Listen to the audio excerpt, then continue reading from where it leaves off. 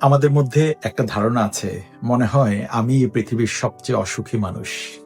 আমি যদি আপনাকে উদাহরণ দিয়ে বুঝাই, কাক এবং ময়ূর।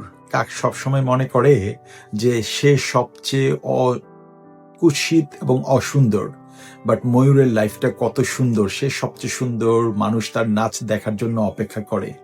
যখন একদিন ময়ূরকে জিজ্ঞেস করলো, ময়ূর তখন বলল, দেখো আমি কত অভাগা যে আমাকে মানুষ শিকার করে নেয়, খাঁচায় বন্দি করে রাখে। আমি কিন্তু ফ্রি লাইফ কখনো লিড করতে পারি না। অন্যদিকে ময়ূর কাককে বলল, দেখো তুমি, তোমার ভাগ্য কত ভালো, তুমি ফ্রি ভাবে পুরো সব জায়গায় ঘুরে বেড়াতে পারো, তোমাকে কিন্তু কখনো কেউ বন্দি করে না, পৃথিবীর কেউ কিন্তু কখনো কোনো একটা খাঁচায় কাককে রাখে নাই। তার মানে তুমি তোমার লাইফটা তোমার ইচ্ছা মতো এনজয় করতে পারো, আমি কিন্তু সেটা পারি না। তাহলে আপনি দেখেন, কাক ভাবছিল ময়ূর অনেক সুখী, বাট ময়ূরের কতগুলো কষ্ট কাককে ব্যাখ্যা করলো।